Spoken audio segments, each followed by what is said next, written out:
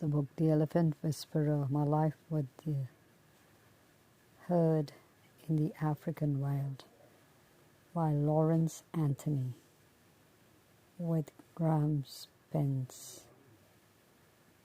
So adapted for young readers by Theo Feldman. On the jacket inside, it's written, when something about Lawrence Anthony, was asked to accept a rogue herd of elephants onto his reserve, Tula Tula, in South Africa, it was a last chance for these elephants. If Anthony didn't take them, they would be shot. But he had no experience with elephants at all. What was he to do? Welcome them to Tula Tula, of course.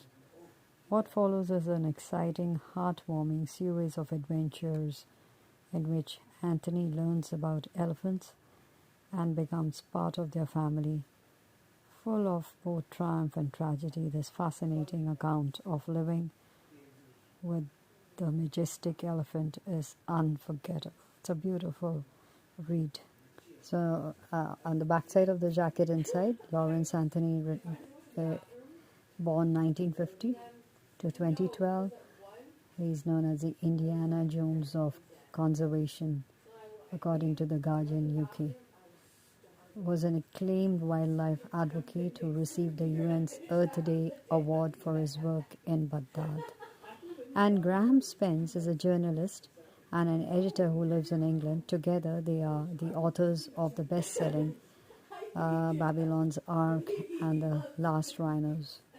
So here we have the jacket designed by Carol, jacket photographed by copyright Tula Tula, and publishers are Henry Holt and Company. And this is the ISBN number 978-1-62779-309-4. I'm going to read prologue from page 1.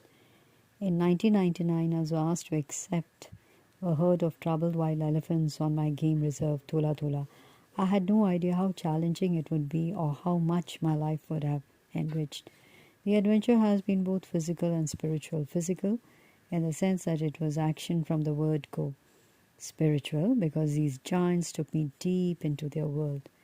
To be clear, the title of this book is not about me. I make no claim to having any special abilities. Rather, it is about the elephants. They whispered to me and taught me how to listen. When I describe how the elephants reacted to me or I to them, it is personal. It is the truth of my own experiences, not the result of planned experiments. I'm a conservationist working to protect wild animals and natural environments. It was through trial and error that I found out what worked best for me and my herd. Not only am I a conservationist, I'm an extremely lucky one. Tula Tula is 5,000 acres of undeveloped bush in the heart of Zululand, South Africa. It is the natural home to many local wildlife.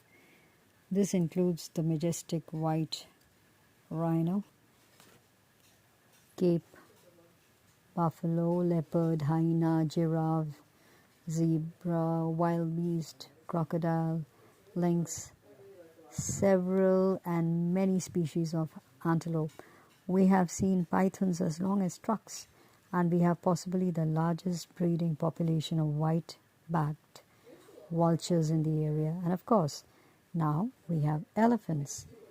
My elephants were the first wild ones to be reintroduced into our area in more than a century. I cannot imagine life without them. I don't want a life without them. To understand how they taught me so much, you have to know that communication in the animal kingdom is as natural as a breeze. It was only my own human limitations that got in my way of understanding them at first. In our noisy cities, we tend to forget the things our ancestors knew on a gut level, that the whispers of the wilderness are there for all to hear, to respond to. We also have to understand that there are things we cannot understand. Elephants possess qualities and abilities well beyond the means of science to decode. Elephants cannot use computers, but they do have superior communication abilities. My herd showed me that compassion and generosity of spirit is alive and well in the Pachyderm kingdom. They showed me that elephants are emotional, caring, and extremely intelligent. They showed me too that they value good relationships with humans. These elephants taught me that all life forms are important to one another in our common quest for survival and happiness, that there is more to life than just yourself, your family, your own family, or your own kind. At the end of the book, we have acknowledgements in which he starts the acknowledgements with to mom for a lifetime of encouragement, and then all the names he can think of that that helped him all along. The postscript is by Graham Spence, and here is a picture of Lawrence Anthony. So he writes, the day after Lawrence died in March 2012, the elephants led by Nana arrived at his house. They had not done so for some time, as Lawrence had deliberately withdrawn. He wanted them to be truly wild. Yet they came in an eerie vigil, which to think of still gives me goosebumps. As Lawrence's son Alan said, they had not visited the house for 4 months. It must have taken them hours to make the journey. They all hung around for about 2 days before making their way back into the bush. Some people may say that the animals were merely wandering past, but we know better, don't we? Today, the elephants are thriving. The herd is now 30 members strong, an astonishing feat when you consider that the first 7 animals arrived at the reserve in 1999 with a suspended death sentence. You must read to find out that 6 months after Lawrence passed, another calf was born. The rangers called her Andile, which means they increase in Zulu, and is as true as a description of Lawrence's legacy as you will ever get. After Andile arrived, an amazing thing happened. As soon as she could stand, the herd started moving towards the house where Lawrence had lived. When they reached the river, however, it was flooding. The herd stopped and milled on the banks. Rangers watched, wondering what had happened. The giants could easily wade across the brown, swirling waters, but something was preventing them. Then, for the first time, the rangers saw the baby, and it became clear the herd couldn't enter the swollen river because Adel was too tiny and would have drowned. The animals were agitated and wanted to cross. It was a straight route to the main house, but they dared not proceed. The rangers understood. Nana and the herd had set off to introduce the new arrival to Lawrence, which had been a ritual when he was alive.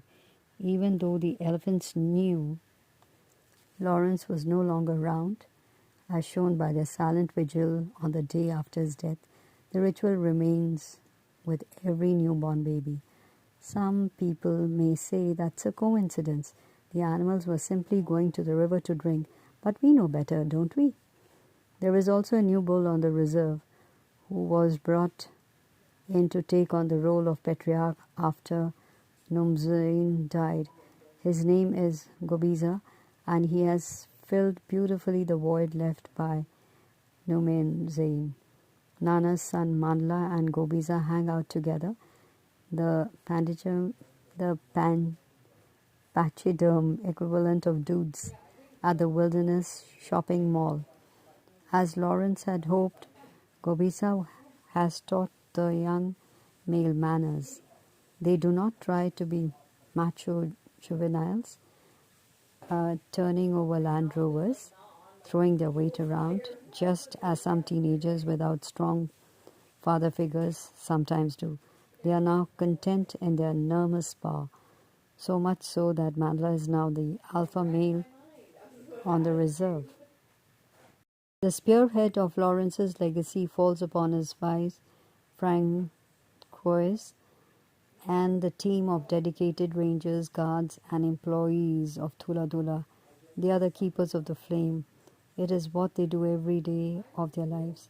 One aspect of Lawrence's legacy is that he irrevocably changed people's perceptions of our fellow creatures on this planet outside the parameters of conservation.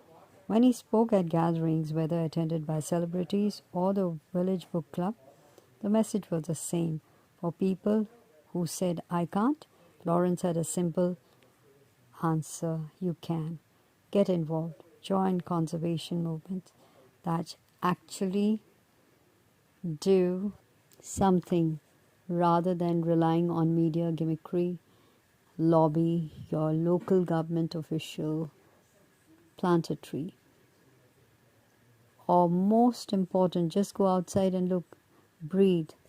Through Lawrence, legions of people today now know that the wilderness is not somewhere out there, it's in your soul.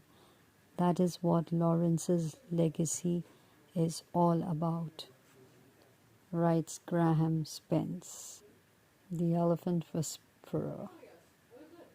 My life with the herd in the African wild. Well, on this page they show the map of of Africa in white. Here you can see this portion is South Africa, and in South Africa this portion somewhere here is Thula Thula. The North Atlantic Ocean, you have the Indian Ocean out there, and this is it. It's really, the book is absolutely just so engrossing. It's lovely. A must read for the entire family, I should say. Anybody can read it.